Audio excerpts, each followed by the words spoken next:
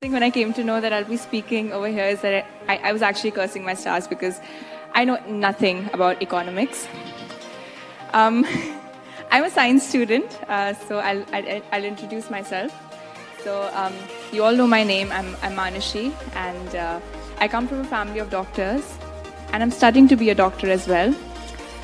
Uh, I'm 20 right now, and I have been honored to be your Miss World for this year and carry out her duties.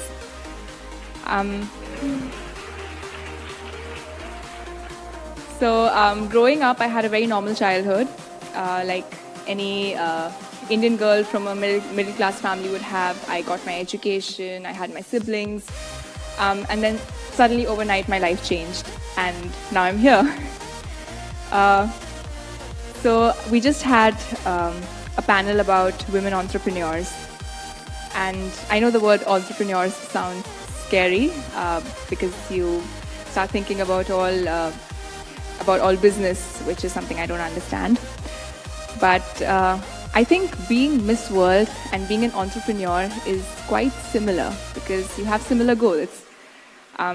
You want to bring change. I think change is something which is, to me, it's synonymous with being an entrepreneur. You love what you do, and you love risks. And being a Miss World is definitely about taking risks. Like, I came up here to speak in front of you, which was a very big risk for me. But I think most importantly, we don't let other people tell us how we're supposed to work or how things should be done. We take our own decisions. And I think all those entrepreneurs out there must congratulate themselves because it takes a lot of courage to do that. Women are doing wonders as entrepreneurs. Recently I read in Kerala about a system called Food on Wheels. It was providing employment to women, so they would provide tiffins and nutritious food to people who wanted to work. But out of all these wonderful entrepreneurs, I think one such wonderful woman is my mother. It's not hidden from the world how much obsessed I am with her. We all are with our mothers. But I believe that all mothers are entrepreneurs.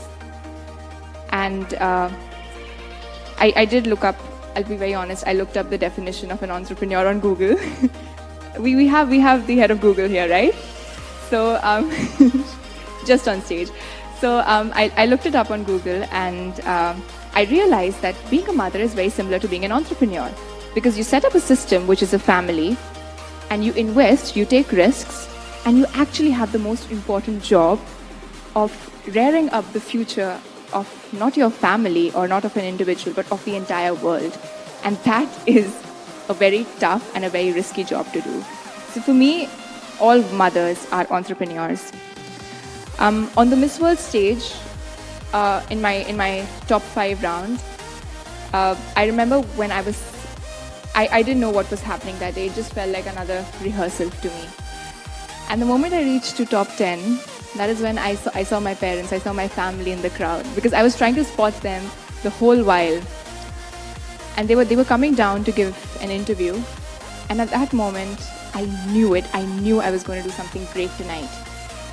And the moment I reached to top 5, I remember someone telling me that, it's all right what happens tonight. Don't be nervous because you've come to top 5 and you've made history. You are the top 5 in Miss World 2017, which is a big, big, big thing because coming from a girl being a girl who never really wore heels or who never knew how to even apply an eyeliner, it was a very big deal for me to be out there.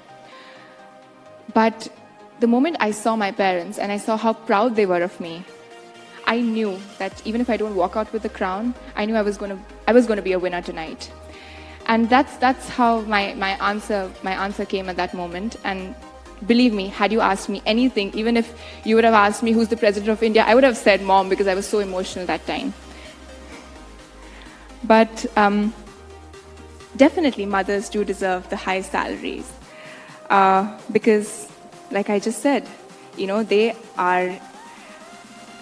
I remember one thing from my economics book is that humans are the largest resource. And mothers are taking care of that resource of the largest capital any country can have, which is human capital. So going away from that, I think we all know, for me, my mother is a superwoman, and she's a working mom. She's a neurochemist, so very disciplined in life. But at the same time, she's the most compassionate, the kindest woman that I've ever known. She's not only my mom, she's my best friend. She is my role model. She's someone I've looked up to growing up, and she's my guardian angel, my Durga Ma, I call her. And I know that she lets me take decisions. She lets me make all kinds of mistakes. And when I come home, I know that even if I might not at that moment think that I've won. For that moment, I might think it's a failure, but she's there for me when I come back home. And it's not easy when you have two worlds to balance, because I'm very proud to say that she has done amazing as a doctor. She's an amazing doctor. But at the same time, she's never made me feel like she didn't have the time for me, or she's always been there for me as a mother. And this is something that a lot of women out there, all the women here have been doing, who are mothers as well. And that is something that has always amazed me as a child. That I don't know how you can balance two wonderful things so perfectly without even having a hint of worry on your face. Having said this, I think I feel that aren't women already the most powerful? They're entrepreneurs. They're creating the future of the country. So they're already the most powerful. And when it comes to women empowerment, I think they must realize that they have such a big responsibility, which they're doing kick-ass, like complete pros at it. So aren't they already empowered? Well, for me, women empowerment weren't actually two words which I knew a lot about, because I never felt that I needed to be empowered. But growing up, I come from the state of Haryana. I never stayed there till I went to college, and I chose to educate myself at a college which is a girls' college in rural Haryana, because I believed something that my father told me, that if you go to the remotest of places, as a doctor you will learn the most. And I wanted to learn. But when I went to my college, it was completely different from what I had imagined. And that's when, as an 18-year-old, I had an idea to do something when it came to menstruation. Because at that point of time, all I understood was health. And I felt that, well, menstruation, if women are more comfortable about menstruation and we are able to take care of their hygiene, then definitely it won't boil down to diseases such as pelvic inflammatory diseases and your RTIs, and that could RTI, reproductive tract infection, not the RTI you guys know.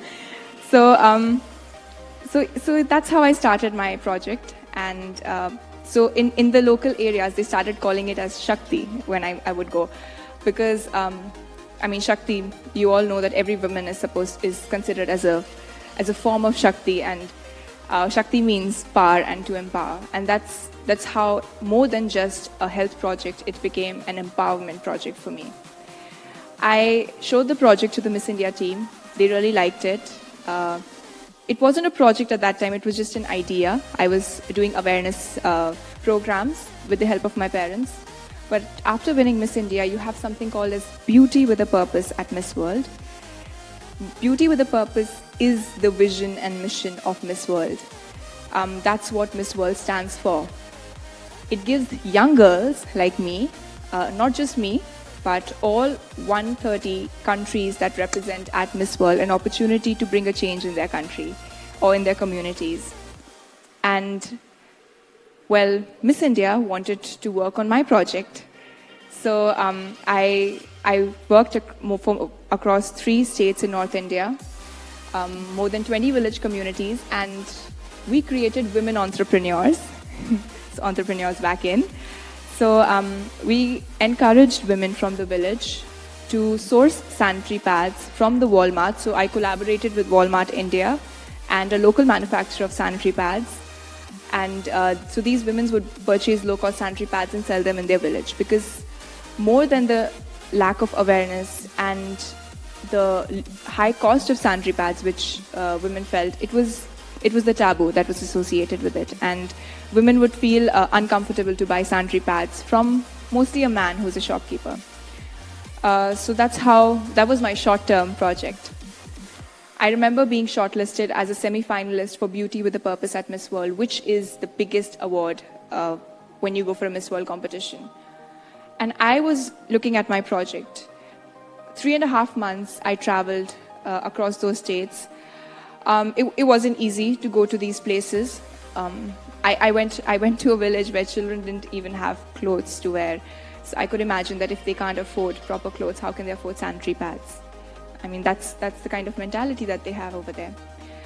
And as a 20-year-old, to see so much, it just makes you want to do so much more, because I'm still growing, I'm still learning, I'm still in that stage where I'm figuring out what I truly want to do in life.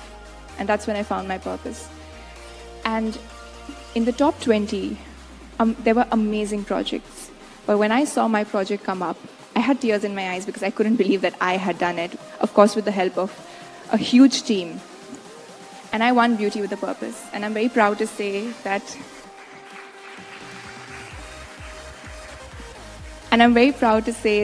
I'm the first Miss World who also won Beauty with a Purpose. After which, of course, not only my project, after winning Miss World, we were here in India. This year's Beauty with a Purpose tour started from my home country, from my project, where we traveled for 9 days. Not only me and the Miss World team, but we had continental winners. We had young girls. So they aren't politicians, they aren't powerful people, but they are just young girls, just like me. They're students, their daughters. One of them is still in school. And they all came down, and we all were traveling across India, trying to spread awareness, trying to create different systems. We met with people called as Akar Innovations. Most of you must be knowing about them. And we met these tribal communities at the Bhutan border. We traveled a lot, but we met up with politicians, the Honorable Vice President and our External Affairs Minister. They were kind enough to meet us and support us on our project. After which I traveled to different countries. I can go on and on about that, but these are young women who are doing this. They are young women who are bringing this change. And that in itself makes us feel so empowered. I think a lot of people ask me this question, that how did you prepare for Miss World? When did you start preparing for Miss World? And I have no answer to it. And when I think about it, I think it's 20 years. And I know I speak like a 30-year-old and I think like a 60-year-old, but I'm 20 years old. Believe me on that.